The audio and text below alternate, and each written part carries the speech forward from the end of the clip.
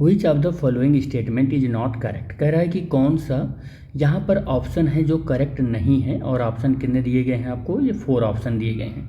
कह रहा है कि zero velocity of the body at any instant does not necessarily imply zero acceleration और एट द इंस्टेंट। देखो इस स्टेटमेंट को समझते हैं, कहना क्या चाह रहा है। सपोज कर लेते हैं कि किसी एक बॉडी को हम ऊपर की ओर ऐसे फेंकते हैं और यू वेलोसिटी से, और इस पाथ को ओबे करते करते करते करते ये किसी हाइट पर पहुंचता है। तो ये पार्टिकल जहाँ पर इसकी लास्ट की वेलोसिटी जो है, कुछ मान लो कि किसी हाइट पर है, ये किसी हाइट पर पहुंचता है, मान लो ऐसे कोई भी हाइट है, तो ये हाइट h है, ये हाइट h है। और अगर मैं इस h हाइट को मैक्सिमम कह देता हूँ तो इसकी लास्ट की वेलोसिटी का डायरेक्शन जीरो होगा, लेकिन अपवर्ड डायरेक्शन में होगा। मैग्नीट्यूड जीरो हो गया है, डायरेक्शन अपवर्ड।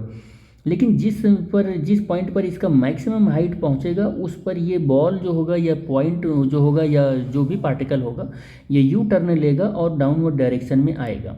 अब अगर डाउनवर्ड डायरेक्शन में आएगा तो फिर इस तरीके से आएगा। तो यहाँ किसी एट एनी इंस्टेंट, या हम कह सकते हैं कि एट दिस इंस्टेंट हम ये देखेंगे कि यहाँ पर जो वेलोसिटी है वो जीरो है। वेलोसिटी क्या है, वो जीरो है। और वेलोसिटी जीरो होने की वजह से हम ऐसा कह सकते हैं कि इंस्टेंटेनियस वेलोसिटी यहाँ पर जीरो है, बट आप एक्सेलरेशन को जीरो नहीं कह सकते हो, क्योंकि यहाँ पर एक्सेलरेशन जो है वो एक्सेलरेशन ड्यू टू ग्रेविटी बन चुकी है। वो क्या बन चुकी है, एक्सेलरेशन ड्यू टू ग्रेविटी बन चुकी है, ड्यू टू ग्रेविटी बन चुकी है।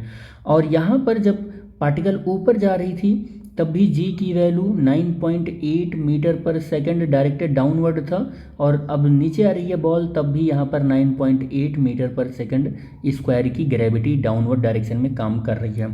तो कह रहा है कि वेलोसिटी जीरो हो सकती है, ऐसे इंस्टेंट पर भी क्या एक्सेलरेशन होगा कुछ, मतलब ऐसा ये कहना चाह रहा है कि नॉट नेसेसरी, ये क्या ज़रूरी नहीं है कि वहाँ पर एक्सेलरेशन भी जीरो हो। तो हाँ, इट इज़ पॉसिबल, ऐसा हो सकता है, that's why this option is correct. ठीक है। फिर कह रहा है the kinematic equation of the motion are true. तो बेटे अगर अपने पास काइनेमेटिक इक्वेशन की बात करें तो हम इसको क्या कहते हैं कि kinematic equation of uniform motion, equation of uniform motion. और यूनिफॉर्म मोशन का वहाँ पर जो सेंस हम लेते हैं, वहाँ पर कैसा सेंस लेते हैं, यूनिफॉर्म एक्सेलरेशन का सेंस लेते हैं। किसका लेते हैं, यूनिफॉर्म एक्सेलरेशन का सेंस लेते हैं। और यूनिफॉर्म एक्सेलरेशन का मतलब एक्सेलरेशन क्या हो गया बेटे, कांस्टेंट हो गया। और अगर एक्सेलरेशन कांस्टेंट हो गया तो एक्सेलरेशन पूरी जर्नी में चेंज नहीं होने वाला है। तो अब देखो क्या कह रहा है कि the kinematic equation of the motion are true only for the motion in which the magnitude of and direction of the acceleration are constant. तो यही बात तो मैं समझाने की कोशिश कर रहा हूँ कि constant during the course of the motion. तो ये इक्वेशन भी सही हो गया, या कह सकते हैं ये स्टेटमेंट भी सही हो गया। यही बात तो मैं समझाने की कोशिश कर रहा हूँ कि v is equal to u plus a t होता है, और a यहाँ पर यूनिफॉर्म एक्सेलरेशन या कांस्टेंट एक्सेलरेशन होता है। और एक्सेलरेशन कांस्टेंट तभी हो सकता है जब उसका मैग्नीट्यूड, क्योंकि एक्सेलरेशन एक वेक्टर क्वांटिटी है, तो उसका मैग्नीट्यूड भी कांस्टेंट हो और इसका डायरेक्शन भी कांस्टेंट हो, इसका डायरेक्शन भी क्या हो, कांस्टेंट हो। तो ये दोनों जब कांस्टेंट होता है तभी यूनिफॉर्म एक्सेलरेशन होता है। और हम काइनेमेटिक इक्वेशन को यूनिफॉर्म मोशन का काइनेमेटिक इक्वेशन कहते हैं। तो इस वजह से ये ऑप्शन, या कह सकते हैं कि जो सेकंड ऑप्शन का स्टेटमेंट है वो सही है। थर्ड ऑप्शन को चेक करते हैं, ये बी ऑप्शन चेक हुआ, ये ए हुआ। थर्ड ऑप्शन को चेक करते हैं।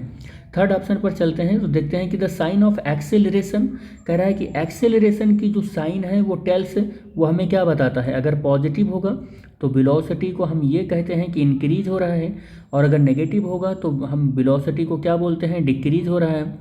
वेलोसिटी को डिक्रीज कहते हैं, ये कहते हैं। यानी कि जब तक हम एक्सेलरेशन को तब तक डिफाइंड नहीं कर सकते हैं जब तक कि वेलोसिटी का डायरेक्शन हमको ना पता हो कि मोशन की किस तरीके से, मोशन में किस तरीके से एक्ट हो रहा है।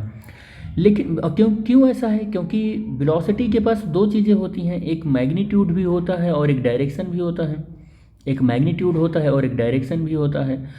और यहाँ पर इसी वजह से अगर मैं देखूंगा कि एक्सेलरेशन को कौन डिफाइंड कर रहा है, तो आपको बताना पड़ेगा कि मैग्नीट्यूड भी डिफाइंड करता है और एक्सेलरेशन भी डिफाइंड करता है। ऐसा भी तो हो सकता है कि पार्टिकल की वेलोसिटी इधर हो और एक्सेलरेशन यानी कि हम उस पर ऐसा रिटार्डिंग फोर्स लगाएं जिसकी वजह से इधर भी हो जाए। तो हमें एक्सेलरेशन को डिफाइंड करने के लिए डायरेक्शन और मैग्नीट्यूड दोनों की ज़रूरत है। अब यहाँ पर देखो क्या कह रहा है कि कह रहा है कि जो एक्सेलरेशन की साइन है वो tells about whether the particle speed is increasing, वो यही बताता है कि पार्टिकल की स्पीड इंक्रीज हो रही है या डिक्रीज हो रही है। गलत बात है, ऐसा नहीं बता सकता है, क्योंकि यहाँ पर स्पीड है तो स्पीड का मतलब हो गया केवल मैग्नीट्यूड से।